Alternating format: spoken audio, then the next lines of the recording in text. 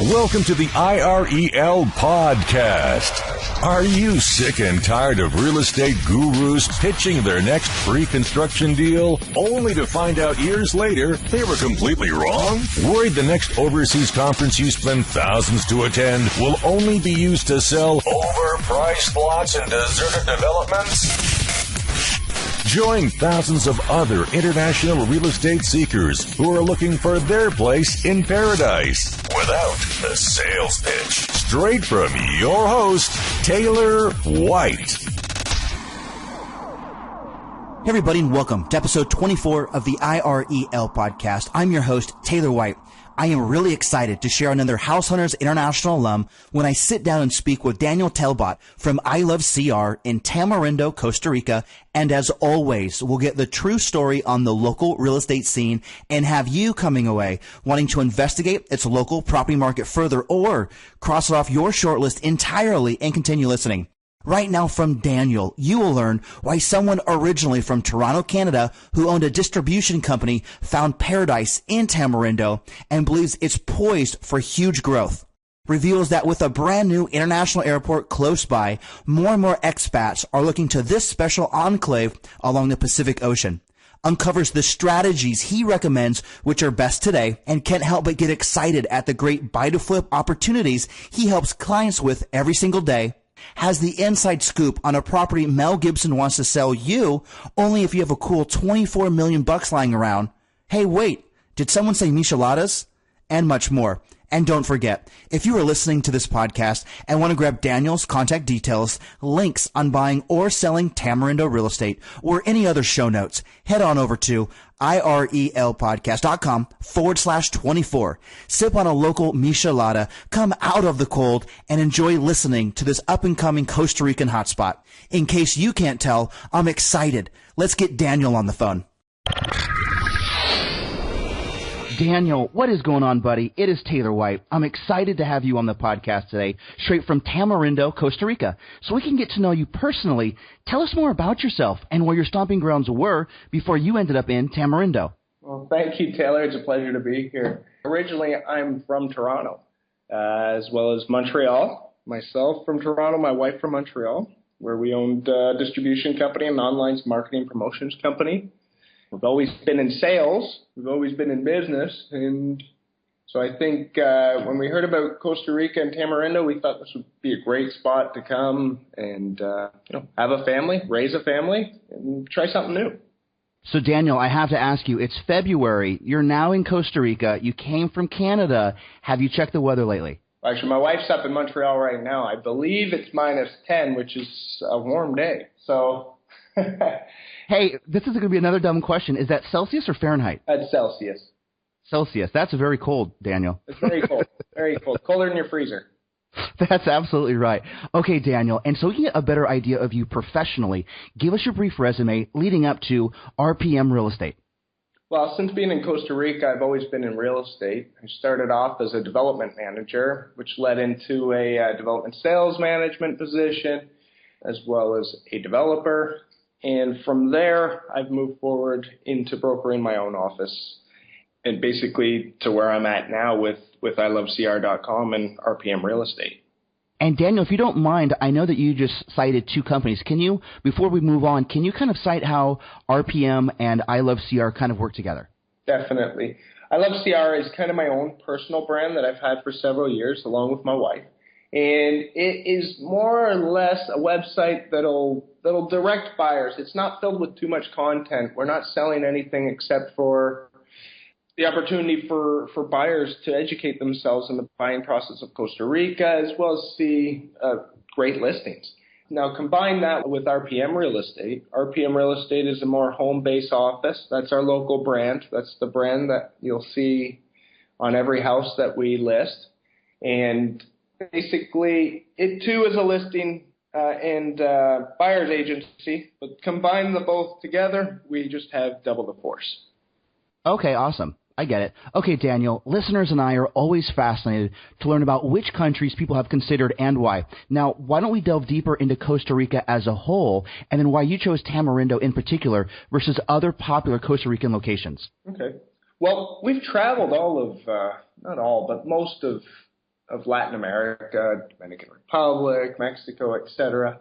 We found Costa Rica to really be the safe, secure spot. It's politically stable, has good literacy rate, has great medical and dental, great schools, and it really just had everything that we needed to feel safe and secure. Now, after traveling Costa Rica, we found that Tamarindo, the location, the people, the amenities, the nightlife, the community, it was all here. It had every element, not to mention world-class surf and world-class white sand beaches. It's beautiful here. So, Daniel, if we are looking at a map of Costa Rica, do you mind pointing out where Tamarindo sits? No problem. We're on the North Pacific of Costa Rica. So we're just about an hour and a half drive south of Nicaragua on the west coast. It's one of the driest areas of the country. We get about 300 days of sunshine here. For instance, I'm looking outside right now, and I do not see one cloud. Dan, you can't say stuff like that, buddy. Oh, yeah. Sorry. You can't say how beautiful and nice it is there right now. I'm sorry. It's horrible. It's horrible here. And then can you point out some other locations in Costa Rica that are close to Tamarindo drive time-wise, like within a couple of hours, so people can get an idea of where Tamarindo is inside of Costa Rica? Definitely. Well, we're just about an hour's drive west of Liberia, which has the international airport, as well as we're about a 15-minute drive to the famous beach of Playa Avianas. Another 15 minutes north is the famous beach of Playa Conchal, Playa Flamingo. Just south of Avianas, we have Playa Negra, which is very, very famous in the surf world. We're about 4 hours north of Malpais, which is a very popular destination in Costa Rica as well. It's a bit more remote, more difficult to get to, but people really enjoy it there. And we're about 4 hours west of the capital city of San Jose.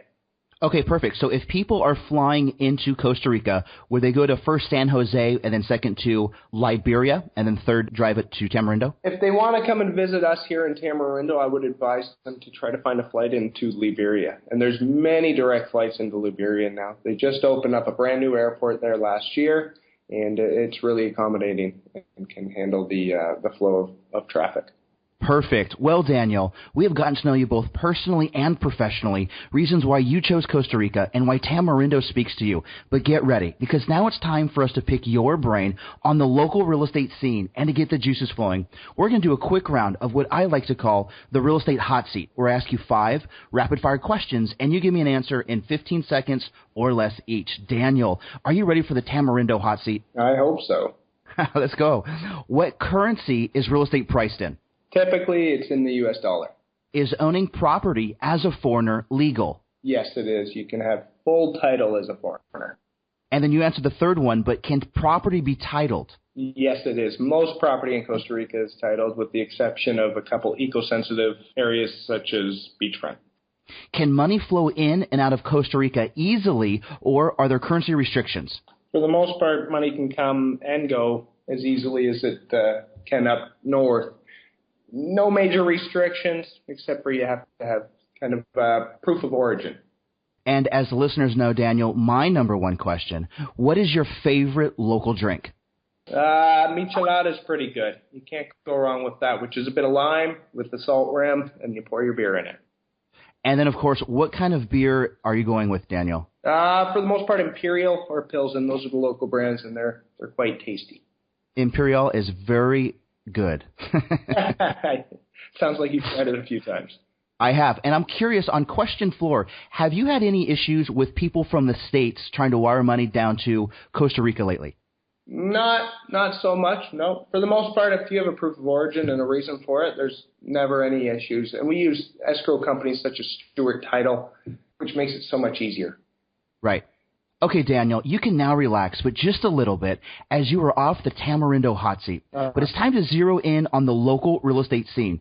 Give us your brief synopsis on the Tamarindo real estate market over the last few years, where it is today, and then where you see it heading for the next few years? Well, definitely over the last 3 years, we've had a drastic increase. We've seen it consistently increase by about 10 to 15% every year since the downturn. Now, we are seeing a bit of a lack in inventory, not so much in the condos, but in the single-family home market down here, which leaves a great niche for development, and we have several people taking advantage of that opportunity. I'm pretty sure, and we strongly feel that Tamarindo and Langosta area are in a great position for growth, not just in income properties or second homes, but for more permanent residents such as young families and retirees. Lastly, the flip market in this area is on the rise. We've had several great success stories over the past few years, and we've made a lot of people a lot of money, and a lot of buyers very happy with their brand new condo or home. So, Daniel, I'm curious, would you say that it peaked sometime around 2007, 2008, and then kind of had the same usual downturn from 2009 till around 2011, and then kind of picked up since then? That's right. Yeah, we had to follow the same curve as everywhere else in the world. Exactly. And then what would be the type of clientele that you normally deal with? For the most part, it's North Americans. Most of our clients are Canadian or American. We do have many Italian, French, and Argentinian buyers as well down here, but I would say 90% North American.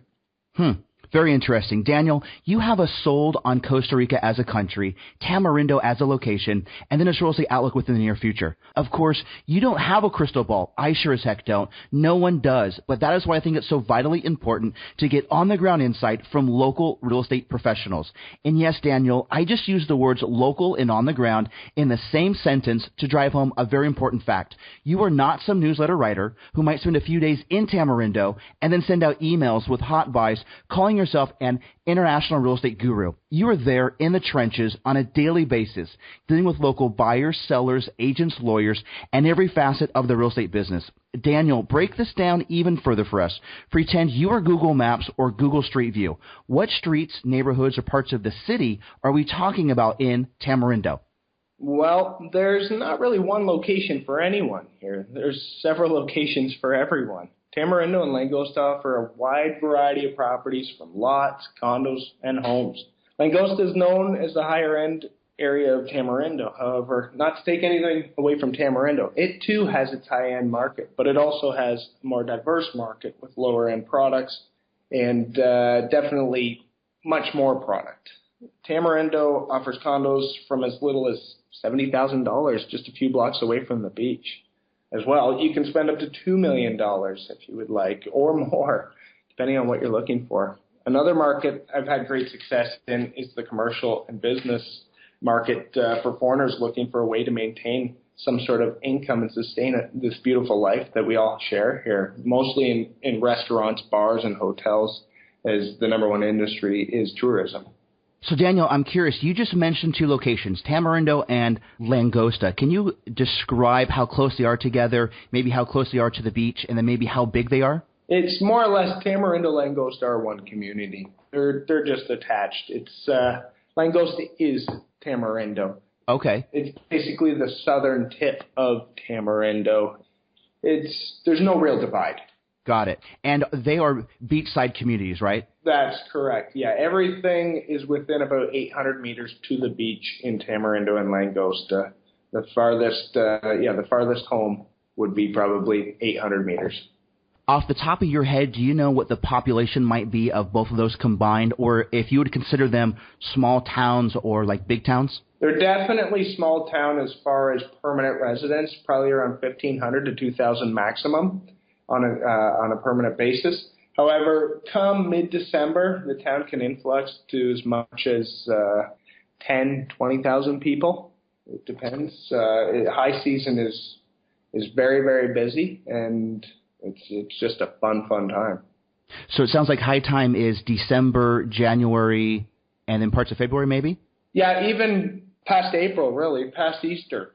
And, that's right. And then May, we have a bit of a down period, but then it picks up for summer again as well, because you have all the North Americans heading down here, Europeans heading down here during summer vacation. And in the past, typically September and October were the off-season completely, you would see businesses closing down. But over the past 3 years, with the new international airport and whatnot in Liberia, we don't really have a down season so much anymore. We have a huge marathon in September in the area, which is as big as Christmas week for us. So we're really seeing consistent flow constantly all year round. Well, now that we have specific locations in mind, Daniel, what types of properties do you recommend? And first, let me give you a few brief examples of what I mean. Are we talking about buying pre-construction units for capital appreciation that we later flip? Are we talking about buying completed apartments, houses, or office spaces to generate rental income? Or are we talking about buying land to either sell as is or subdivide it into smaller tracts? Daniel, give us a better idea of what you are talking about today. Well, there's many great places to park your investment here. My favorite is the flip market. It just has a huge quick return on it. However, development of homes has been good for us.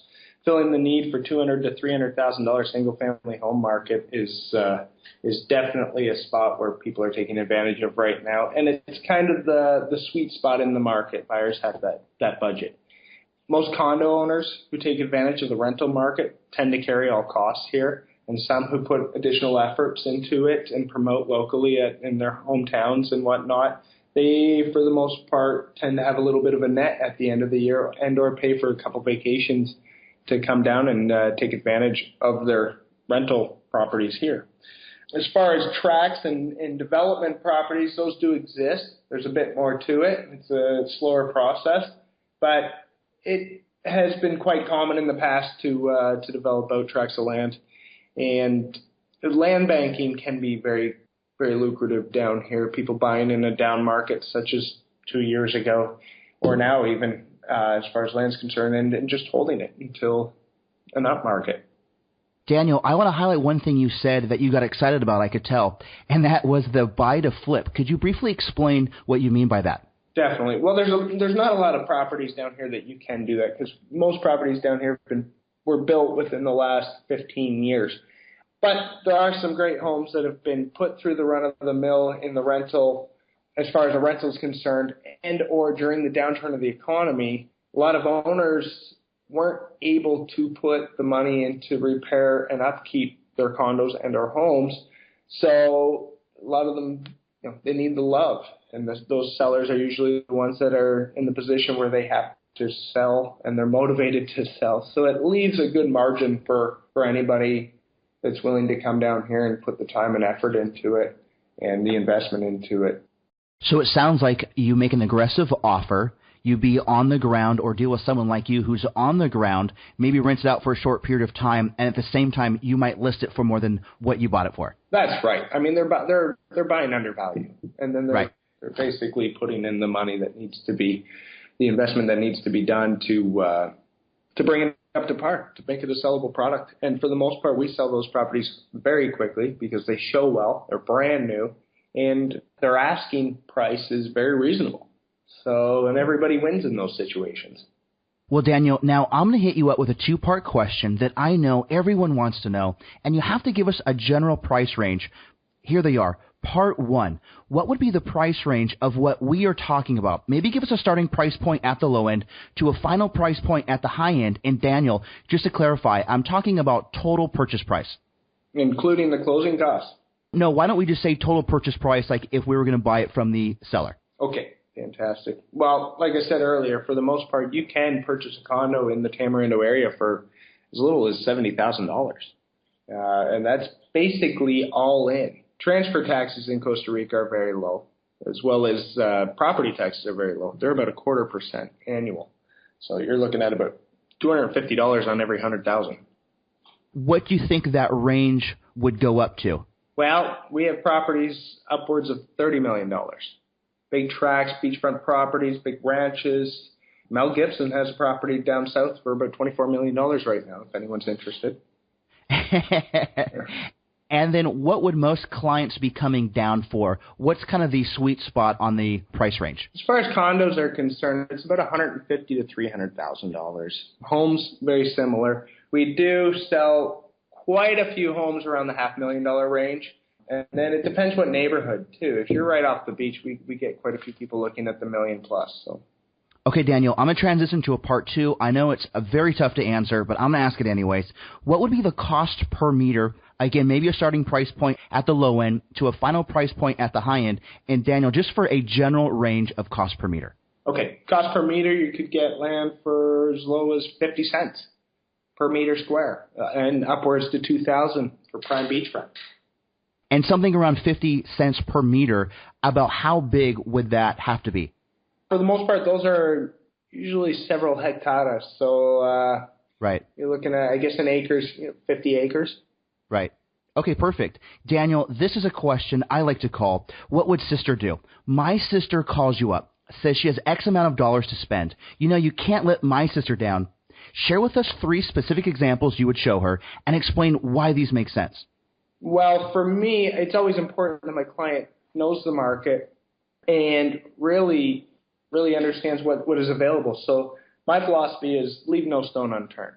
I'm not going to confuse my client with too much product, but I'm going to make sure prior to their arrival, I'm going to educate them on what's available. We're going to create a short list, narrow down the search, and once they're here, we're going to have a scheduled time where we go through everything that they're interested in prior to their arrival, and help them find what they're looking for, not pick it for them. Do you focus more on buyers, on sellers, or do you do both? I do both. Okay, perfect. And we are laser focused on areas of Tamarindo. We know our starting price point. We have an idea of cost per meter. We have examples which are good enough even for my sister. Now, I have to ask you an obvious question. How do we buy? Do we need to come in with all cash, whether that's from our checking account, home equity line of credit, or retirement funds? Or can we come in with a certain percentage down and get local financing from a bank or credit union? Well, as far as finance is concerned in Costa Rica, it can be very difficult to obtain. It's timely, and money can be expensive here. I always recommend to my clients that they secure their financing elsewhere in their home country, preferably, and come down with cash. Cash is king. It'll allow them to get the best deal. It'll be a smooth transition. Now, that's not saying that it's not possible to obtain financing here. We do see and have several opportunities for people to come down with about 50%.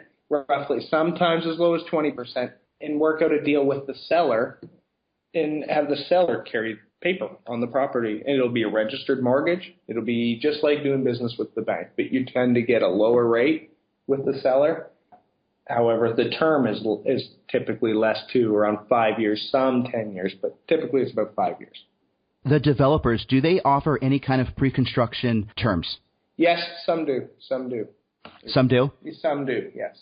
And then when clients come down with cash, what percent do you think pay cash itself? What percent get financing in their home country? And then what percent might do something like a truly self-directed 401k?